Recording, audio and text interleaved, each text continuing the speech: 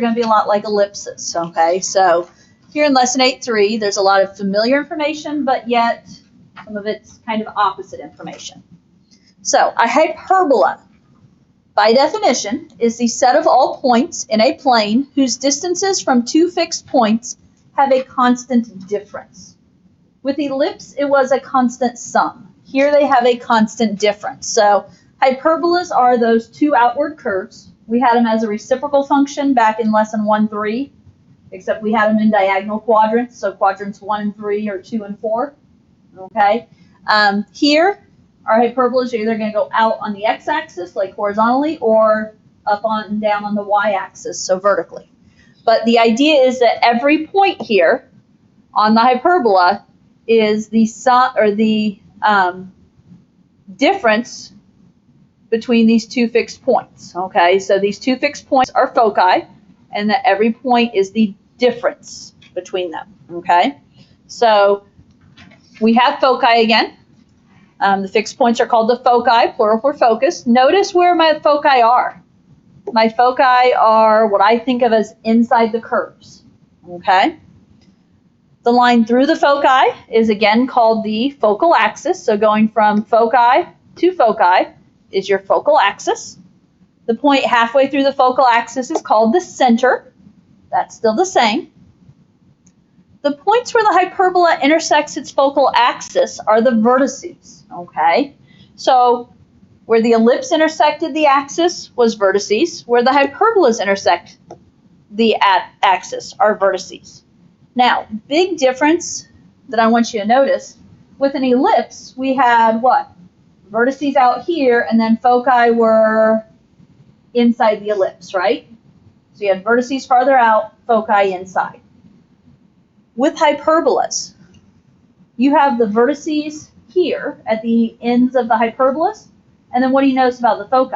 They are the farther out, okay? It's still inside the curve, which is just what the ellipse was, okay? So slightly different thing. The chord line on the focal axis connecting the vertices is the transverse axis. And so, I don't have it labeled, a nice picture in my notes, but so your transverse axis is going to be your main axis, okay? So when we talk transverse axis, we're talking the main axis where your vertices and your foci are. The perpendicular line through the transverse axis is called the conjugate axis. So like if we look on this one, okay, your transverse, I cannot spell, transverse is this one, whereas your conjugate axis is this one right here, okay? So transverse axis is the one that has the foci and the vertices. So when I talk transverse axis, think major axis. The conjugate axis is more like the minor axis. It's the one that we're going to need it to help our graph, but it's not going to have any official vertices or foci on it. Okay? Now, we're going to have two charts. The first chart we're going to start off with, just like last time, centered at 0, 0. So these are the ones before we move them. Standard equation looks a lot like yesterday, yes. Looks a lot like ellipses, except that what's the big difference? These are minus signs. Okay? So x squared over a squared minus y squared over b squared equals 1. It's always a minus sign. In the left column, focal axis is the x-axis, so that's my main axis. That's where my vertices and foci are. My foci are at plus or minus C0. My vertices are at plus or minus A0. That's the same as what we had with the ellipses. Okay? Now, semi-transverse axis is at A, semi-conjugate axis is at B. Keep in mind, when I said that earlier, then what am I going to say? The transverse axis is going to be equal to, if we just talk about transverse, is going to be 2A. And if we just talk about conjugate axis, that's going to be equal to 2B. Okay, or wherever you want to write it in. So similar to last time, if they tell you the length of the transverse or the length of the conjugate axis. Pythagorean relation. Well, remember, my vertices and foci are in a switched location here, aren't they? And so with that in mind, my Pythagorean relation is in a different order, isn't it? We have c squared equals a squared plus b squared. This is actually our Pythagorean theorem, but this is the relation we're using this time. And then officially when we do hyperbolas, we have asymptotes. And we have an equation, you just have to know A and B, that you can fill in to get your asymptotes. I'll be honest, when we draw the asymptotes, I have a different way to have you draw them. So you won't necessarily have to know the equation unless they ask for the equation. Okay, so the asymptotes are what help us know how wide our hyperbola is going. Okay, the right column, it's still what I call the vertical hyperbola. My vertices and foci are on that vertical axis. So focal axis here is the y-axis instead. Your plus or minus c and a are in the y column. You still have all the same information down here for transverse, conjugate, and Pythagorean relation. Asymptotes, the coefficient there in front of x is reversed. Okay, so you still have very similar information. Have the charts beside you, and let's look at example 1. And I'll just go back and forth. Wrong way. Unless you want to go back and do algebra 2. Maybe you do. Okay, example 1. Find the vertices and foci of the hyperbola 4x squared minus 9y squared equals 36. Well, what do you know? You want it to be equal to 1, so you need to divide both sides by 36. Sound familiar? We can't talk about finding vertices and foci and knowing our a and c values if we don't have this equation in the right form. So do make it equal to 1, which is dividing everything by 36. We did this with ellipses, so that should be familiar. What about 4x squared over 36? That's x squared over 9. Minus, what about 9y squared over 36? Y squared over 4, because just think 9 over 36 reduces to 1 over 4, and it's equal to 1. If it's helpful, you can rewrite this, and I don't know that you need to at this point, but x squared over, instead of 9, how can we think of 9? It is 3 squared minus y squared over 2 squared equals 1. Now, I need to ask, so I make sure we're heading the right track, is this a left or a right column problem? Left. Why? Because your x is first. Okay, because my x is first. And here's what I need to caution you of. We cannot use the statement because a is bigger, because that's the bigger denominator. Okay, we cannot use that in hyperbolas, and we'll talk about that more as we go.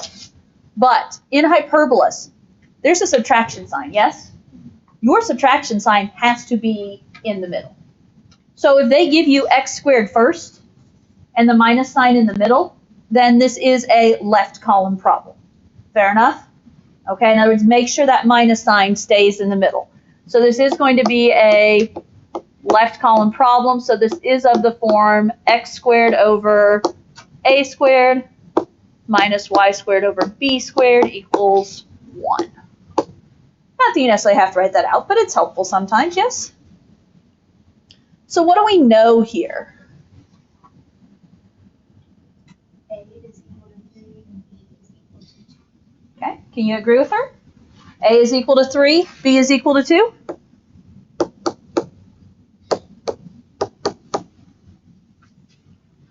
Because a squared is under x squared and b squared is under y squared. What else are we going to have to know if we have to find foci? C. We're going to have to find c. How do we find c? C squared equals a squared plus b squared. Okay, your Pythagorean relation.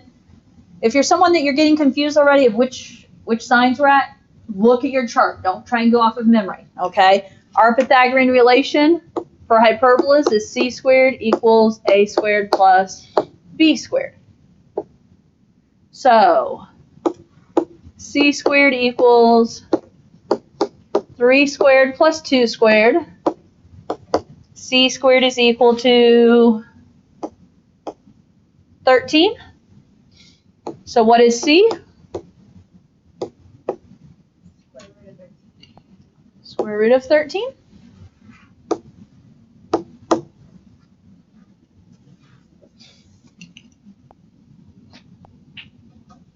Is there some confidence here? This is similar stuff, isn't it? Okay. Okay, I'm ready to find the answer to the question. Vertices. What do we know about vertices? Look at your chart. Plus or minus a comma 0 because this is a left column hyperbola, yes?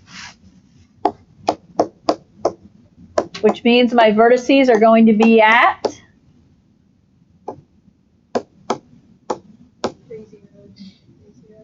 3, 0 and negative 3, 0.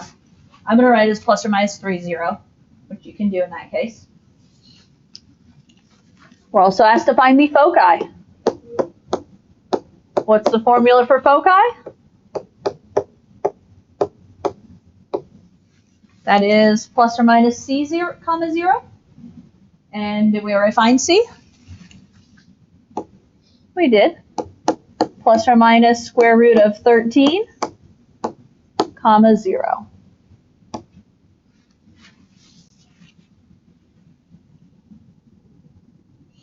Okay. As I said, a lot of stuff is familiar. You just have to apply it to your hyperbolas. Example 2. Find an equation of the hyperbola with foci 0, negative 3 and 0, 3, whose conjugate axis has length of 4, and sketch the hyperbola and its asymptotes.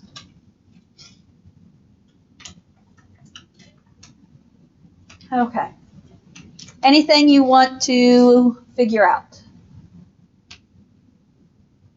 It's a right column How do we know it's a right column? because the foci is 0C, and that's what it is. Okay. When you have 0, comma negative 3 and 0, comma 3 for your foci, then we're looking at the form of 0, comma plus or minus C, aren't we? And if we're looking at the form 0, comma plus or minus C, go to your chart. 0, comma C is the right column, correct? So I know I'm going to be working in the right column in everything I do.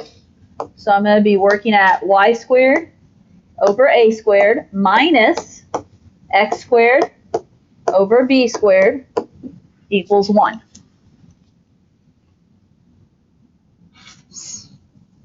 We also know the foci told us we were in the right column, and the foci tells us that C is 3. Okay. What else do we know?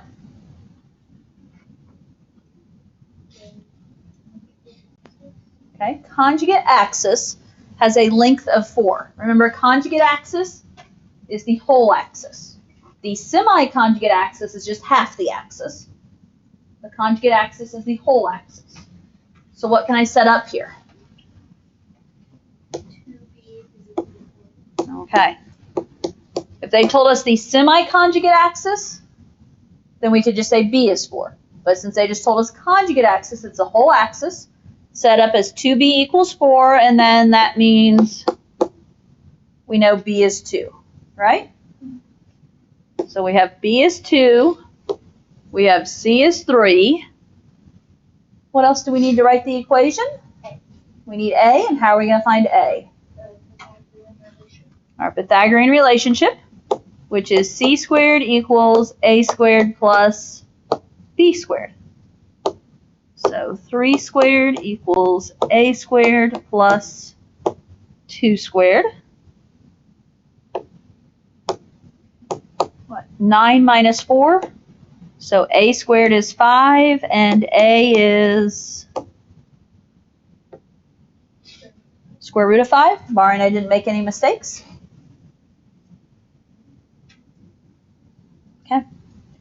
Do I have what I need to write the equation?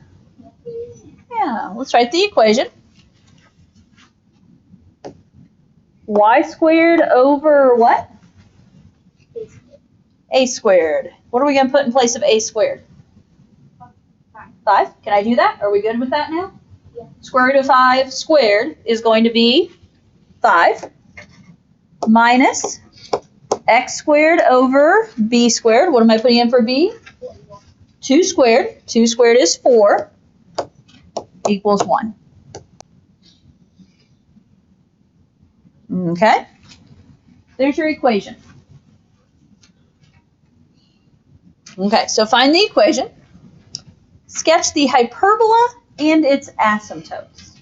Now, if you want, you can find the equation of the asymptotes. Tell me, what's the equation of the asymptotes according to our chart?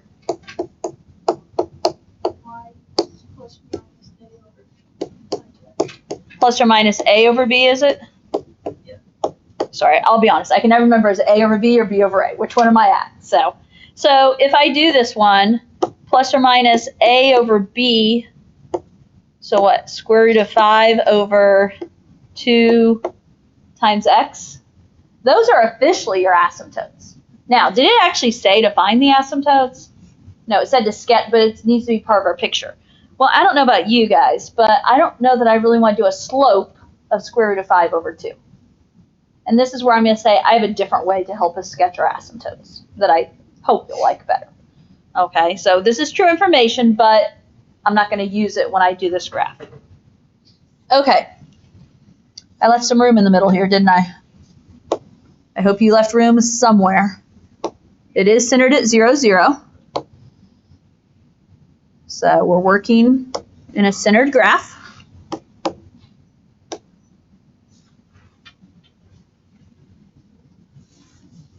Okay, we can think of this similar to our ellipses, okay? Your A and B values are still going to tell you how far to go out on their respective axes. With that in mind, though, beware, because they won't necessarily exactly be points that we see, but they will be points we use. So, our A value was what? Square root of 5. What's square root of 5 as a decimal? It's 2 point something. 2 point... I have 2.2 written in my notes. Calculator answer, you know. So, let me see. Let me set up.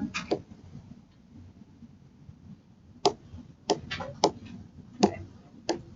I'm going to put 3 tick marks going on each direction of our graph. Okay. And then we're going to work on this graph here. Okay. My A value was square root of 5, which is approximately 2.2. An annoying value to graph, but we're going to work with it. And what variable was A under? It's under the y. So on which axis or which direction do I go out 2.2? On the y. So that means I'm going to go up 2.2 and I'm going to go down 2.2. Now, that's an A value. Okay. What does A value represent? If you look in your chart, what is A? A is your plus or minus A are part of my vertices, yes? So right there, when I'm going up A and down A, those are my vertices. Keep in mind, this is a right column problem, yes? Does that make sense that my vertices are above each other? Because my hyperbola is going to have an up piece and a down piece. Okay? Now, B. B was 2, right? And B is under the X variable. So X's go left and right. So from your center, which we know the center was 0, 0 on this one, yes? From your center, you're going to go over 2, or right 2, and left 2. Those are your B values. Now, officially, they're not anything official, other than they're just going to help us draw the hyperbola. Okay?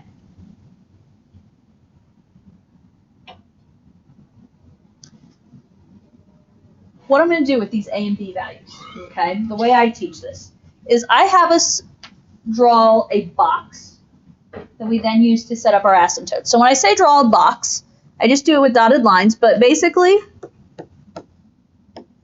I'm doing a box that goes through all my A's and B's.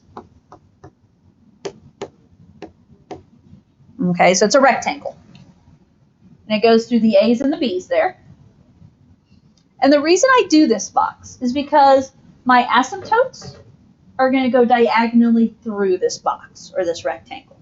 So when you draw your asymptotes, which are also dotted lines, they have to go through the center, which my center is 0, 0, and they go through the diagonal corners.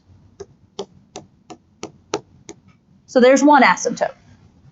And I tend to start my asymptotes at the center and draw them in two pieces. So then this one's going to go from the center up through the diagonal corner, and from the center down through the diagonal corner. It's setting up the shape of the hyperbola is what we're doing. Now, where were my vertices? Where's the actual hyperbola going to touch? That was my A values, right? Your A values are where it's actually going to touch. It was on the y-axis because that's my main axis. And what this does is this says, okay, my hyperbola goes from, that's the vertex, and it goes out either way. And the asymptotes help determine the width of it. Okay, so it's showing that it should look something like that. Not perfect, but you get the idea. Now, what's the other point we can put on here? I'm not saying you always have to, but we also had our C value, which are the foci, yes?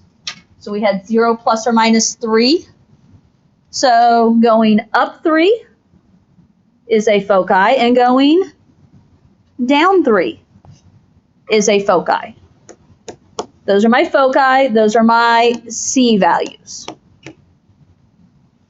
And that should make sense, right? Because you have vertices, and then the foci are out past the vertices because my foci are inside the hyperbola curve. Okay?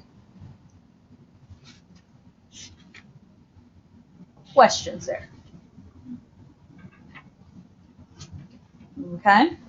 And there's other ways, I'm sure, to draw the hyperbola.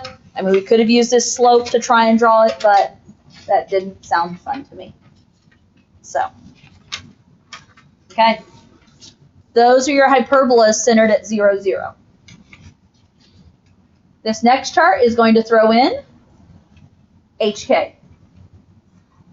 So that's just saying as you look at the hyperbolas that the center is no longer at 0, 0. The center is moved over H and up or down K. Okay, standard equation. The left column still has the x first. The right column still has the y first. Notice we're just adding in the x minus h and the y minus k. We still have the subtraction sign in the middle. In the left column, instead of it being the x-axis, it's y equals k. It's still a horizontal axis, okay, because x is first.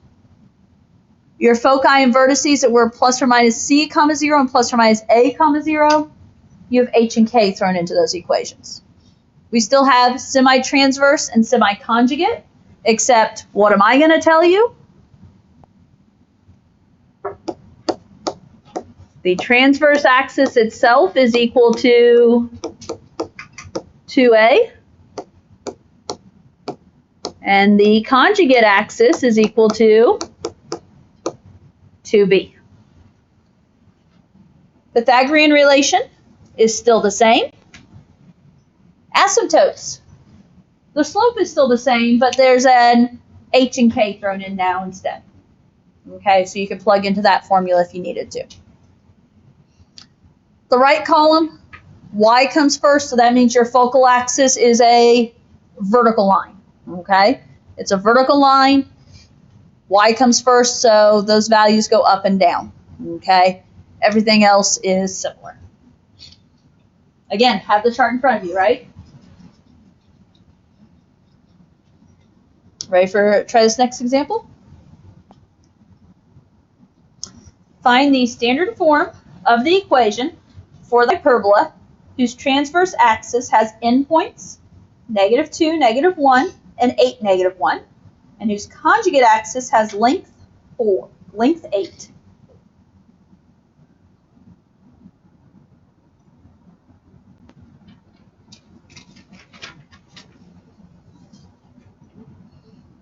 Okay? Thoughts of any information you can gather from this problem? It's right column. It's what? Right. Wait. Left column? Yeah. I don't know my left or right. Okay, either way, whichever answer you're going to give, y is going to be my question. It's left because K is the same for both of the, what is that, endpoints? Okay, so these are transverse axis endpoints, and in both cases, we have K the same, yes? And if you look at your chart, where is it that K is the same? That's the left that the foci and vertices are the same, yes? On the right, it's H that's the same. Now, what are these? If it's the endpoints of the transverse axis, what are those? Those are vertices, okay? They're not being nice and just saying it, but these are the vertices, okay? So that means they have to be in the form H plus or minus A, comma K, because that -1 is the same value in both cases. Could you also draw a picture to get that visual? Yeah, you can. If I have a point at -2, -1, and 1, 8, -1, transverse axis is our major axis. If my major axis is horizontal like that, that's another way to verify that, yes, this is the left column. Okay, so I know when I give my answer, I'm going to be working in the left column. Okay, and those are two ways to know. So I'm going to be looking to fill in x minus h squared over a squared minus y minus k squared over b squared equals 1. Okay. With that in mind,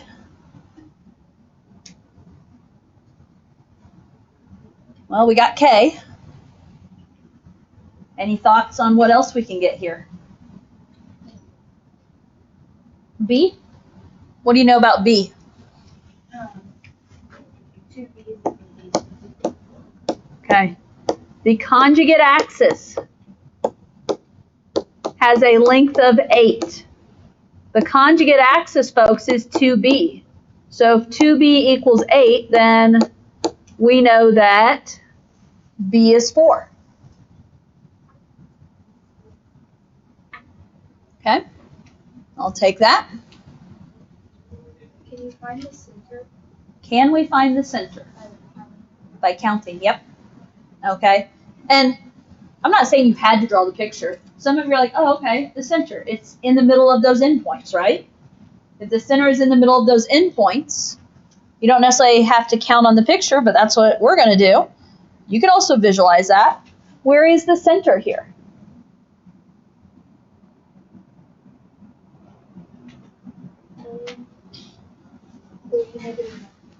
Okay.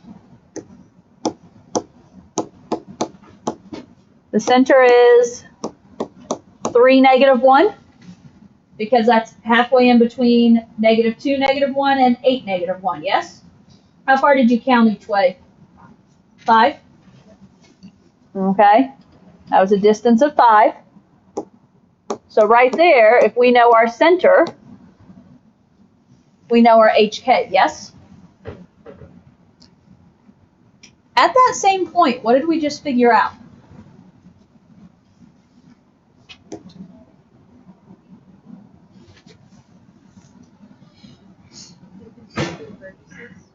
What? Tracking vertices. Technically, we already know our vertices. Well, you can find out A. Okay, can we find out A? These are the endpoints of the transverse axis. So from -2 to 8 is the distance of my transverse axis. How long is my transverse axis? The whole transverse axis is going to be a length of, how long is it from -2 to 8?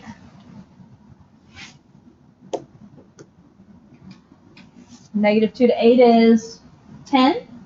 So what's half that distance? So A is 5. Okay, so as soon as we had to count in 5, this right here is the fact that A equals 5. And again, we're working in the left column. X is first. A should be a X distance, a horizontal distance. Okay, B equals 4, well, what would that mean? That would mean you would just count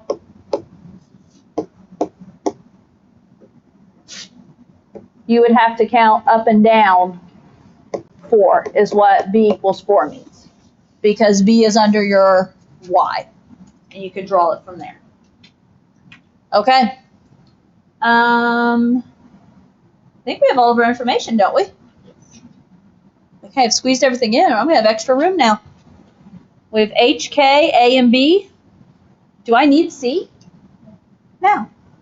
I don't need C. C would be extra information. So, let's write it out. X minus what? X minus 3 quantity squared over A squared, which is going to be 25, minus, don't forget to put minus, Y minus K squared, so Y minus, it's Y minus -1, so Y plus 1 squared, over B squared, so that's over 16, 4 squared, which equals 1.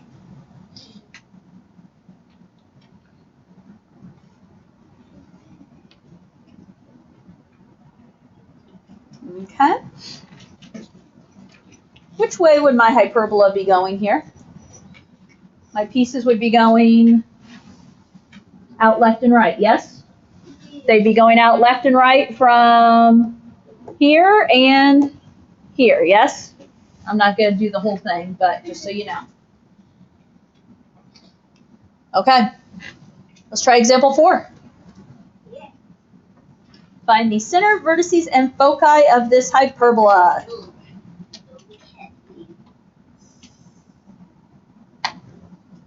Left column. Why is it left? X is first. X is first, which is a solid answer with ellipses because the minus sign does not let me even, easily switch these. So this is a left column, which means this is of the form X minus H squared over A squared minus Y minus K squared over B squared equals 1. Now, for center, vertices, and foci, we basically need to find our HK and ABCs, don't we? So what is H? Bless you. H is -2. H always comes from the X parenthesis, and it's opposite the sign. What's K? 5. 5. K always comes from the Y parentheses, opposite the sign. What's A? 3. It's always, in a hyperbola, it's always the first denominator. Okay? So A is 3. What's B? 7. B always comes from the second denominator, the denominator after the minus sign in a hyperbola. What's C?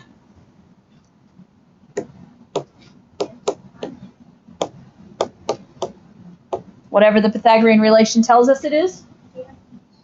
So c squared equals a squared plus b squared. Are you using the right relation?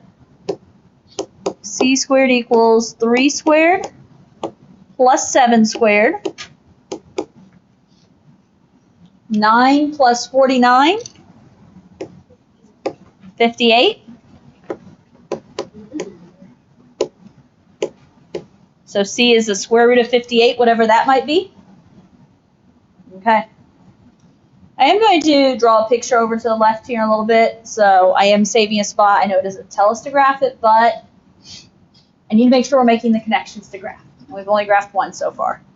Although I think on the next page it tells us to graph. I just don't know that we're going to get through. Okay. Center.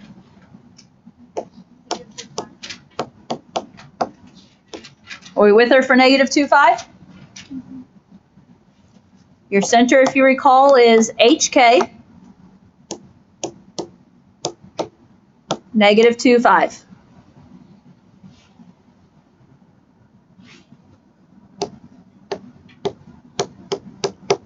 What about vertices? H plus or minus A. Okay, we're in the left column. So it's the H plus or minus A, comma, K. So negative 2 plus or minus 3, comma, 5. Did I do that right? Don't leave those though, right? What are you going to tell me they are? 1, 5, and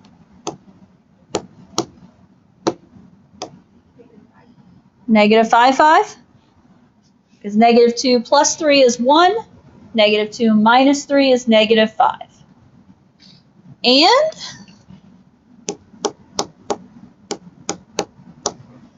foci? Formula for foci is same as vertices, just swap out A and C, right? So H plus or minus C, comma, K. Negative 2 plus or minus square root of 58, comma, start right, comma, K, comma, 5. That one, we get to leave, don't we? Because we don't know the square root of 58. We're not going to work in decimals. Not that we couldn't. Now, and again, we're going to practice with the graph a little bit because I want you guys to have an idea. Let's see. Our center goes left 2, up 5. So my graph needs off-centered.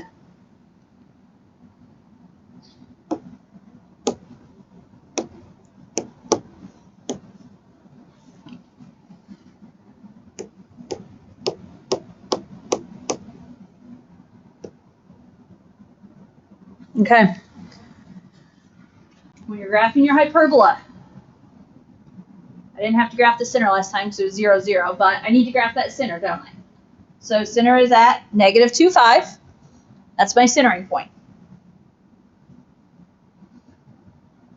The A value tells us how far to go out in one direction. My A was 3. Which way do I go 3? Do I go left and right 3, or do I go up and down 3? 3 is under the X variable, and X is go left or right. Does that make sense what I'm saying? Yeah. Okay.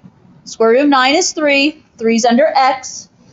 X values count left and right. So from here, we're going to go left 3, whoops, and right 3. And that's A. Now, keep in mind, these A values, what do they double as? Those are my vertices. So I'm going to put little V's by them. I'm just trying to give you details to be helpful here. Okay? And as we are working in the left column, that means my hyperbolas are going to go out left and right, yes? Okay. What's B? B is 7. B is under the Y value, and Y's count up and down. So that means I'm going to go from my center up 7 and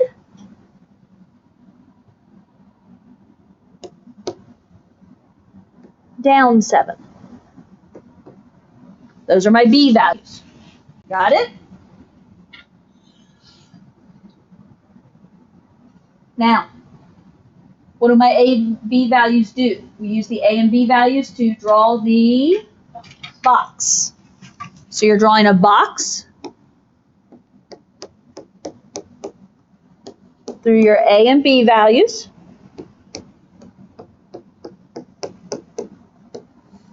And why do we draw that box? To know where to put our asymptotes. So asymptotes, make sure your asymptotes go through the center and the corners of the box. And again, because I stink at drawing straight lines, I tend to start at my center, go one way, and then the other way.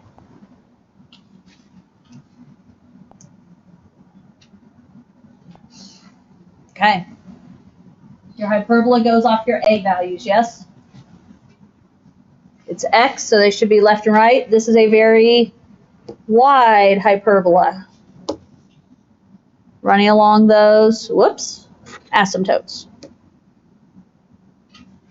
Okay.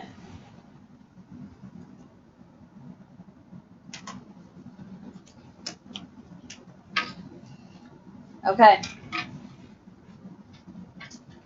If you look on the next page with me just briefly, there's one more box. And that box has one more formula in it. And that formula is for eccentricity again. Okay? So, eccentricity. Eccentricity of a hyperbola. Does this formula look familiar? E equals C over A. That's the same. Now, what's under the radical changes, because how we find C changes. But all you have to know is C over A. Now, it talks about eccentricity. It talks about how it's stretched. With an ellipse, it was always between 0 and 1. With a hyperbola, it's always bigger than 1, and it talks about how wide the parabola is. Okay, so kind of for reference, an ellipse was between 0 and 1. Hyperbola is always bigger than 1. A parabola is exactly 1. And so that gives you an idea that these hyperbolas are always going to be wider than a parabola. What I did not get to lines up with 49 and 50 in homework. Okay, and is this a whole lot different than what we did in the last lesson? It's not. Now, here's what I'm going to say though. When you organize, always put the positive squared variable first.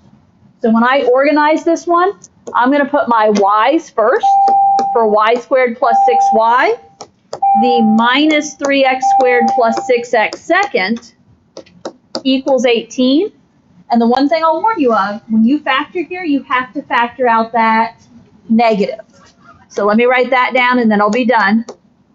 So I can factor out the negative 3, and that makes this an x squared minus 2x. That's the one difference to watch out for. Can you do the rest of it?